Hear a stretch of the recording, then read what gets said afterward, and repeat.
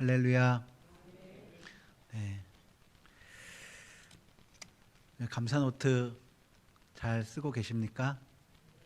네, 점점 늘어나는 것 같습니다. 그래도 아직 구멍이 많습니다. 네, 그래도 포기하지 않습니다. 왜냐하면 끝까지 이렇게 훈련 기간이기 때문에 그렇다고 생각을 합니다. 우리 앞뒤 좌우분들에게 이렇게 인사했으면 좋겠습니다. 감사로 천국문을 엽시다. 한 번 더 인사하겠습니다. 감사로 운명을 바꿉시다. 아멘. 미국의 기독교 교단 중에 그리스도 연합교회라는 곳이 있답니다. 이 교단에서는 하루에 감사 12계명을 만들어서 하루에 12번씩 감사한다고 합니다. 하루 감사 12계명을 제가 이제 PPT에 써왔는데요. 한번 PPT 띄워주시기 바랍니다. 내용이 이렇게 되어 있습니다. 제1계명은요. 일어나서 새 날을 주심에 감사. 2계명은 아침 식사 시간에 음식을 보며 아내의 정성과 수고에 감사. 세 번째는 일터에 가면서 일할 수 있는 건강 주심에 감사. 네 번째는 직장에서 일하는 보람에 감사. 다섯 번째, 일하면서 비판이나 압력을 받을 때 도전 주심에 감사. 여섯 번째, 칭찬을 받을 때는 만족함에 감사. 일곱 번째, 점심시간에는 대화할 수 있는 동료 주심에 감사. 일과 후에는 작은 성취감 주심에 감사. 저녁 식사 시간에는 한 상에 둘러앉아 함께 식사할 수 있는 가족 주심에 감사. 열 번째는 신문, TV, 책을 보면서 여가를 주심에 감사. 11번째, 잠자리에서 하루를 평안하게 인도해 주신 은혜에 감사. 12번째, 꿈속에서 생명을 주신 은혜에 감사. 어떠십니까? 당연한 것 같지만 가만히 생각해 보면 모두 다 감사 제목들입니다. 하지만 우리가 이런 것들이 감사거리인 줄 모르고 살 때가 참 많이 있지요. 왜냐하면 우리가 감사하는 이 감사의 감각이 둔해져 있기 때문이라고 합니다. 여러분, 오랫동안 이렇게 땅바닥에 가부좌를 틀고 앉아 있으면 다리에 어떤 현상이 생기죠? 그렇죠. 혈액이 잘 통하지 않아서 다리가 이렇게 저리거나 쥐가 나죠.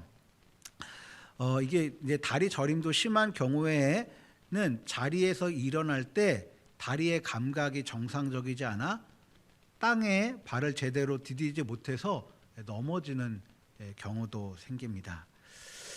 또 골절 등으로 오랫동안 침상에 누워있던 환자가 바로 일어서려면 여간 힘든 일이 아니죠. 근육과 감각이 모두 잠들어 있기 때문에 재활치료 등을 통해 조금씩 감각을 깨워야지만 정상적으로 걸을 수가 있습니다. 근데 감사도 마찬가지라고 합니다. 우리는 살아오면서 오랫동안 감사보다는 불평과 원망에 익숙한 삶을 오래도록 살았기 때문에 이 감사의 감각이 잠들어 있는 경우가 많다고 합니다. 따라서 우리가 감사하는 삶을 살기 위해서는 이 잠자는 감사의 감각들을 깨울 필요가 있다고 합니다. 지난 코로나 3년 동안 많은 크리스찬들에게 사랑을 받은 찬양 가운데 은혜라는 찬양이 있지요. 그 찬양을 통해서 우리가 당연하게 누리고 있던 것들이 감사 제목이었음을 깨닫게 되었습니다. 오늘 우리가 읽은 시편 136편도 이와 같이 되어 있는데요. 시편 136편은 1절부터 26절까지 26개의 절로 구성되어 있는데요. 이 26개의 절은요, 총 5부분으로 나누어 수가 있습니다. 처음에 1절부터 4절까지는 위대하시며 유일무이하신 하나님, 즉 하나님의 하나님 되심에 감사하고 찬양하는 내용들로 1절부터 4절까지가 이루어져 있고요. 5절부터 9절까지는요. 하나님이 세상을 창조하신 그 창조주 하나님에 대한 감사입니다. 그다음에 10절부터 22절까지는요. 우리를 구속해 주신 하나님께 감사하고 있고요. 마지막 23절부터 26절까지는 하나님의 섭리하심을 감사하고 찬양하는 내용들로 이루어져 있는데요. 제가 다시 한번 26절까지의 내용을 조금 요약해 봤습니다. PPT가 있나요? 네. 1절 보면은 1절 우리가 믿는 하나님이 선하시고 인자하신 하나님이심에 감사.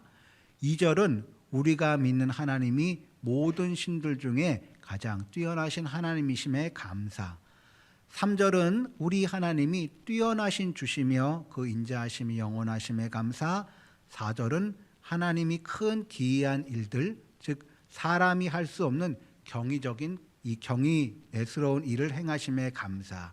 4절까지는 하나님의 하나님 다음에 감사하고 찬양하는 내용이고요. 5절부터 한번 볼까요? 5절은 하나님이 하늘을 창조하심에 감사. 6절은 물을 만드심에 감사. 7절은 빛을 만드심에 감사. 8절은 해를 만드시고 주관하심에 감사. 9절은 달과 별을 만드시고 주관하심에 감사. 그 다음에 그렇게 되어 있고요. 10절은 애굽으로부터 구원하심에 감사 이렇게 되어 있습니다. 다음에 11절부터 22절은 험한 광야길에서 인도하시고 가나안 전쟁에서 승리하게 하심으로 가나안 땅을 기업으로 주신 하나님께 감사 이렇게 되어 있고요.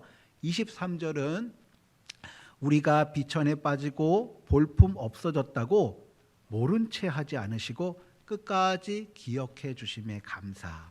24절은 악인으로부터 피난처가 되어주시고 우리를 건져주심에 감사. 25절은 우리가 때로는 능력이 없음에도 그럼에도 일용할 양식을 주심에 감사. 26절은 하나님이 죄 많은 사람과 같지 않으시고 하나님의 하나님다우심, 즉 하나님 되심에 감사. 이렇게 26절이 채워져 있습니다.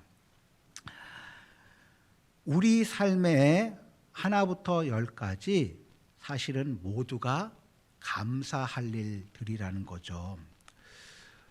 1절부터 26절까지를 보고 있으면요, 우리가 이미 하나님께 받은 것들이 굉장히 많다는 것을 알 수가 있습니다. 근데 관건은 우리가 하나님께 받은 그 감사거리들, 축복들, 선물들을 볼 수 있는 눈이 필요하다는 거예요. 그래서 우리는 감사의 눈, 감사의 창, 감사의 안경으로 세상을 보면서 우리 감사의 감각을 깨워야 합니다. 이 감사의 감각이 깨어있는 사람은요, 평범한 일상도 새롭게 보이고 우리가 받은 축복에 눈을 뜨게 되고 그 결과 아주 작은 것에도 감사를 하기 시작한다고 합니다. 여러분, 지혜로운 사람은요, 큰 일보다 작은 일에 감사할 수 있는 사람이 지혜로운 사람인데요. 왜냐하면 우리가 살아가는 매일매일의 일상은요, 큰 일이 아니고요, 아침에 일어나고 밥을 먹고 가족들과 대면하고 똑같은 일을 반복하고 돌아와서 잠을 청하는, 어찌 보면 너무나도 평범한 수많은 작은 일들로 이루어져 있기 때문에 작은 일들에 감사하는 것이 지혜고요. 이렇게 작은 것을 감사하는 사람은 순간순간, 자주, 또 날마다 평생 감사하는 삶을 살게 될 거라는 거죠. 여러분, 감사 노트에 쓸 것이 없습니까? 그러면 잠시 눈을 감고 여러분이 태어나서 공짜로 받은 것들을 한번 생각해 보십시오. 예를 들어서 우리가 숨을 쉴 때 필요한 공기, 물, 부모님, 내 형제와 가족, 내 건강, 내 육신, 사실 다 공짜로 받은 것들이죠. 이런 것들을 한번 눈을 감고 생각해 보시기 바랍니다. 이렇게 해서 하나씩 감사할 것을 찾아내기 시작하면 이제 감사의 감각들이 깨어나기 시작하는데요. 이렇게 작은 감사거리를 찾을 수 있게 되면, 예를 들어서 우리가 감사노트에 감사거리를 한 3개, 5개씩 매일 꾸준히 감사 내용을 쓸 수 있게 되면, 그때부터는요, 시간이 지나면서 이제는 감사거리가 확 폭풍처럼 증가하게 된다고 합니다. PPT 한번 또 띄워주시겠습니까?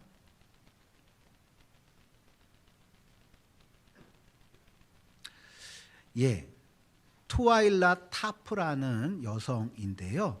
미국의 천재 무용가이자 안무가라고 합니다. 이분이요, 천재들의 창조적 습관이라는 책을 썼는데요. 그 책을 보면 창조성을 극대화하는 방법으로 60가지 아이디어 내기를 이 여인이 제안을 했습니다. 이 투아일라 타프의 말대로 60가지의 아이디어를 써보려고 하면 어떤 일이 일어날까요? 여러분, 지금 60가지의 새로운 아이디어를 한번 적어보십시오. 제가 얘기를 했을 때 여러분 이 자리에서 60가지의 새로운 아이디어 적을 수 있을까요? 없을까요? 힘들 것 같죠? 대부분의 사람들은요, 한 3개에서 4개까지의 아이디어는 쉽게 내지만 20개를 이상을 생각하게 되면 그때부터 한계에 부딪힌다고 합니다. 그래서 더 이상 쓰기가 힘들어지는 거죠. 그런데 이 투아일라 타프라는 사람요, 이 창조성이 발휘되는 곳이 바로 그 한계 지점이랍니다. 그 한계 지점에서 나는 안 돼, 생각이 안 돼, 그리고 멈추면 거기서 그냥 끝나는 거고요. 창조성이 발현이 안 되는 거죠.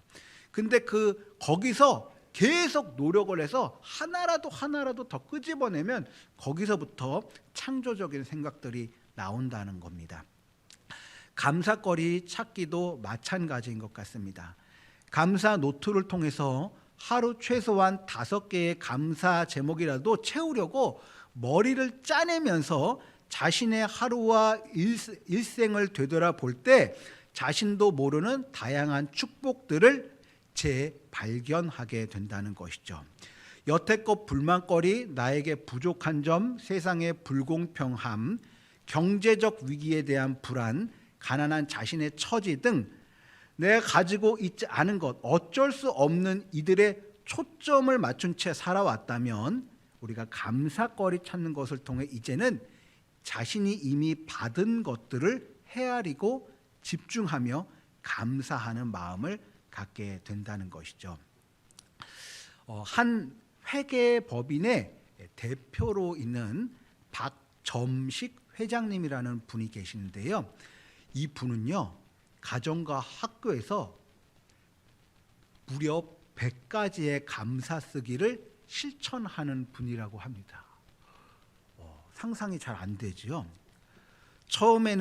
이분은 처음에 100개 감사 쓰기를 했다가 얼마 전 치매에 걸려 누워 계신 어머니를 생각하면서 감사를 1000개로 늘려서 감사거리 적기를 시도했다고 합니다. 다음은 한 신문에 소개한 인터뷰 내용인데요. 기자가 이 분에게 이렇게 질문했습니다. 어머니에 대한 200개의 감사거리를 적어 나가면서 어떤 경험을 하셨나요? 이 박점식 회장님이 질문에 이렇게 대답을 했습니다. 어머님에 대한 감사거리를 적어 나가면서 너무나 행복한 느낌을 체험했습니다. 기억을 더듬어 감사거리를 하나하나 적을 때마다 3사람이 등장했는데요. 한 명은 옛 시절의 저이고요. 또 한 명은 지금의 나, 그리고 마지막 3번째는 어머니입니다. 그리고 과거의 한 사건을 두고 어머니와 이야기를 나누게 되었습니다. 예컨대 초등학교 시절 저는 동네 아이들 중 어머니에게 제일 많이 혼나고 매를 많이 맞는 아이였습니다. 과거 속에 저는 그렇게 저를 많이 혼내는 어머니가 이해가 잘 안 되었습니다. 그런데 그 어머니께서 지금의 나에게 이렇게 말씀하십니다. 내가 남들에게 애비 없는 자식 소리 듣지 않게 하려고 그랬단다. 얘야 미안하다. 어머니는 휘어지지 않고 부러지는 성격의 소유자셨습니다. 저와는 달리 직설적이셔서 가끔 이해가 되지 않을 때도 있었습니다. 그런데 감사거리를 적고 나서부터는 어머니의 그런 고든 성격 때문에 지금의 제가 있다는 것을 알게 되었습니다. 그 어머니께 한없이 감사를 드립니다. 기자가 또 질문합니다. 감사거리가 200개를 넘어가면서 점점 어려워지셨다고 했는데 그 고비를 어떻게 넘으셨나요? 박정식 회장님이 대답했습니다. 감사거리를 적기 위해 생활 습관을 바꿨습니다. 저녁 9시에 취침해서 새벽 3시에 일어나 조용한 시간에 어머니와 대화하면서 감사거리를 적으니 속도가 나기 시작했습니다. 또 기자가 질문합니다. 어머니와 무한의 대화를 나누면서 감사거리 300개를 적고 나서 떠오른 감사 내용이 무엇입니까? 대답입니다. 어머님이 저를 100% 무한 신뢰하셨다는 것을 깨닫게 되었습니다. 그렇다면 저는 제 아이들을 100% 신뢰하고 있을까? 제 스스로 생각해 봤더니 아니더라고요. 저는 늘 제 생각을 아이들에게 주입하려고 했던 것 같습니다. 저희 어머니는 초등학교 때까지 저를 매료 교육하셨습니다. 중학교 때부터는 말로 교육하셨고 중3부터는 특별한 말씀도 하지 않으시고 무한 신뢰를 보여주셨습니다. 인생의 항로에서 몇 번씩이나 샛길로 돌아갈 때도 있었지만 그때도 어머니는 저를 100% 신뢰하셨습니다. 그 덕분에 제가 주도적으로 제 인생을 개척할 수 있었고 지금의 제가 될 수 있었습니다. 기자가 또 묻습니다. 300개에서 400개의 감사거리로 넘어갈 때는 어떤 점이 달라졌나요? 회장님이 대답합니다. 저는 제가 똑똑해서 성공했다는 생각을 하고 있었는데 모든 것이 어머니 덕분이라는 것을 깨닫게 되고 저의 모든 생각, 성격, 어느 것 하나 어머니의 영향을 받지 않은 것이 없다는 것을 깨닫게 되었습니다. 500개로 감사거리가 넘어가면서 뭐가 달라졌습니까? 또 대답입니다. 평소에 생각하지 못했던 사건, 행동, 어머니의 말씀이 꼬리에 꼬리를 물고 떠올랐습니다. 물론 막힐 때도 있었지만 한 개가 써지면 그 다음부터는 실타래 풀리듯이 감사거리가 줄줄줄 이어져 나왔습니다. 또 감사거리가 단답형에서 장문형으로 변하게 되어서 감사 하나하나가 길어지게 되었습니다. 감사거리를 찾아 적는 시간이 너무나 행복해서 이렇게 즐거운 시간이 빨리 끝나지 않도록 이제는 하루에 10개씩만 적고 있습니다. 기자가 마지막 질문을 합니다. 감사를 단지 머릿속으로만 생각하고 있을 때와 쓰기를 했을 때의 차이점은 무엇일까요? 회장님이 대답했습니다. 아무리 머리 좋고 똑똑한 사람도 감사거리를 직접 써보지 않으면 또 쓰면서 떠오르지 않는 감사거리를 쥐어 짜내지 않으면 이 감사의 맛을 느낄 수도 알 수도 없습니다. 말로 가르쳐 줄 수 있는 것이 아니라고 생각합니다. 사랑하는 성도 여러분, 이 세상에는요, 직접 경험하지 않으면 모르는 것들이 있지요. 감사노트 적기도 이와 같답니다. 감사노트 적기를 통해 여러분의 작은 일상 하나까지도 감사거리들로 가득 차기를 원합니다.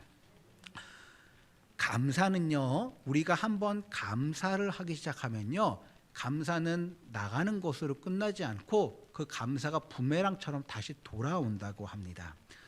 다음 설교의 황제라고 불렸던 스펄전 목사님이 생전에 했던 감사 기도인데요, 이렇게 말합니다.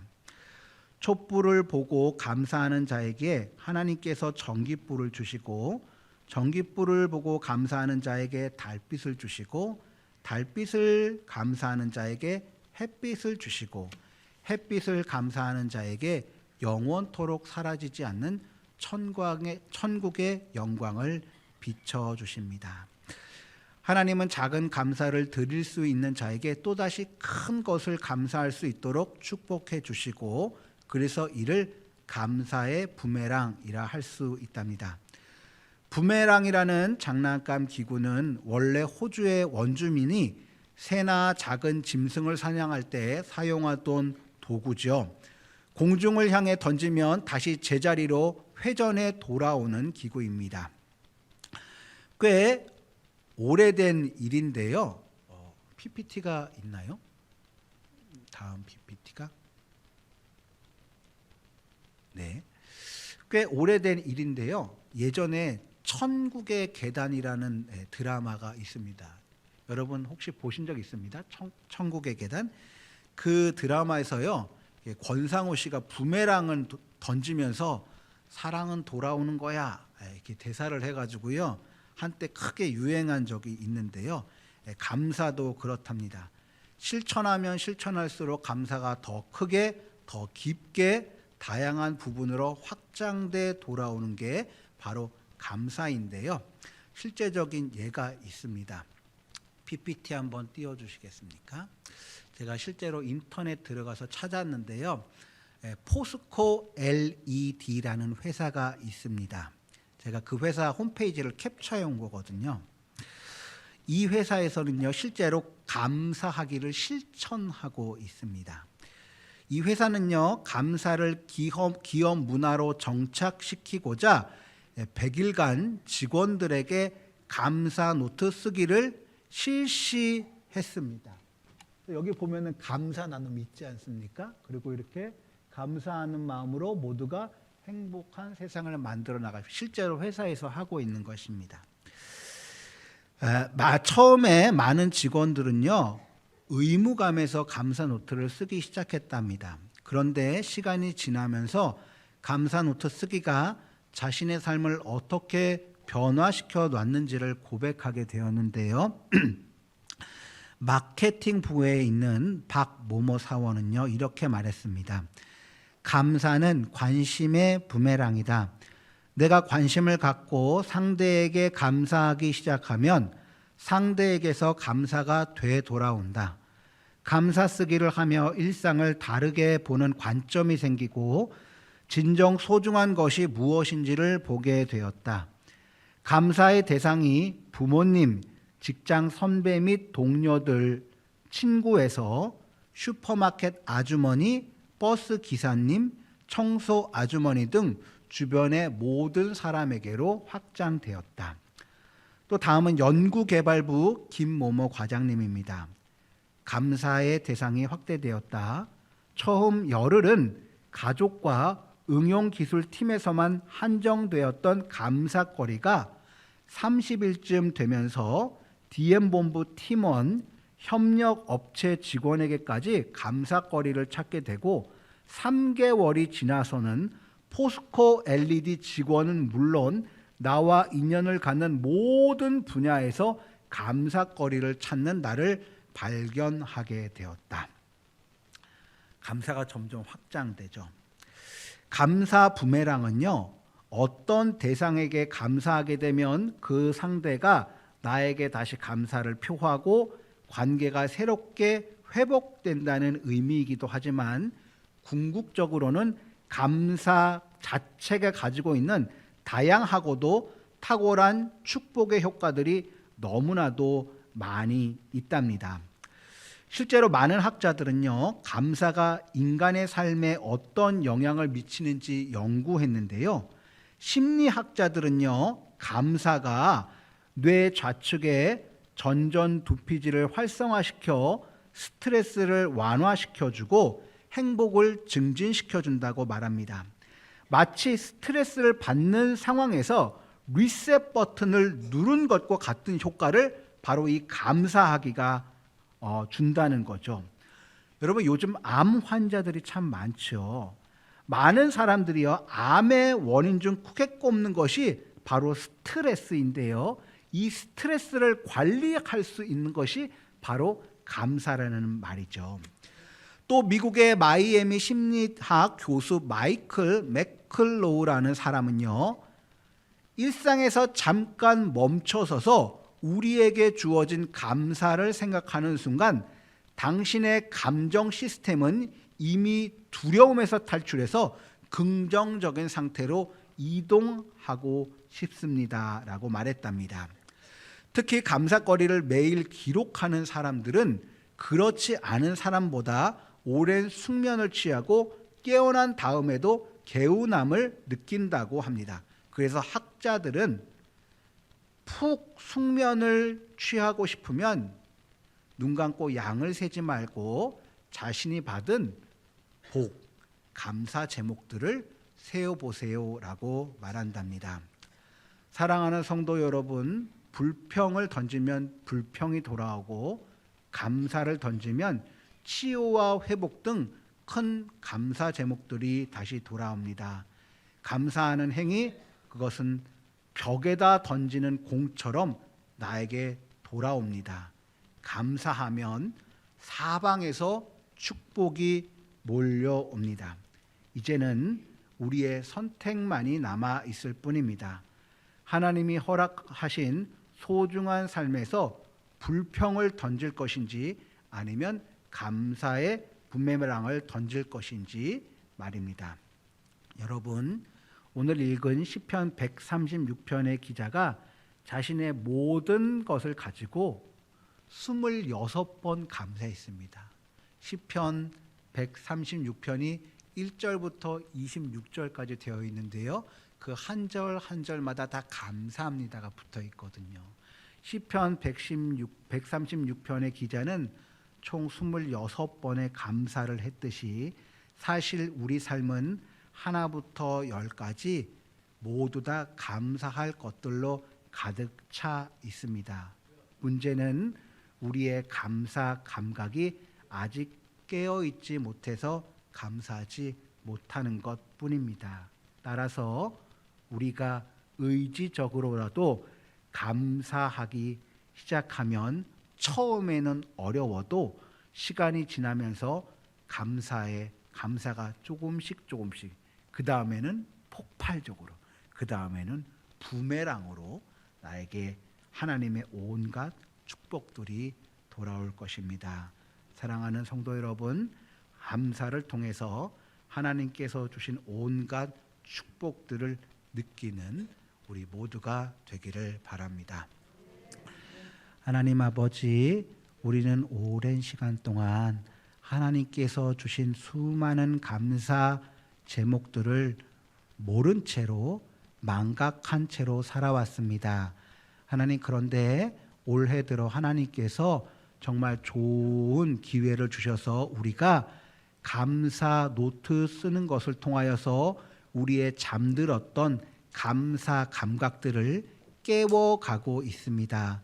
하나님의 말씀에 순종해서 하나씩 이 노트를 써나가는 성도들의 삶이 처음에는 더딜지라도 시간이 지나면서 감사의 폭풍들이 일어나고 하나님 더 지나가서 하나님 그 성도 한 명 한 명의 삶이 감사의 폭풍, 감사의 부메랑으로 가득 차서 그 인생이 하나님께서 주시는 온갖 축복들로 가득 찬 인생 되게 하옵소서. 예수 그리스도의 이름으로 기도합니다. 아멘.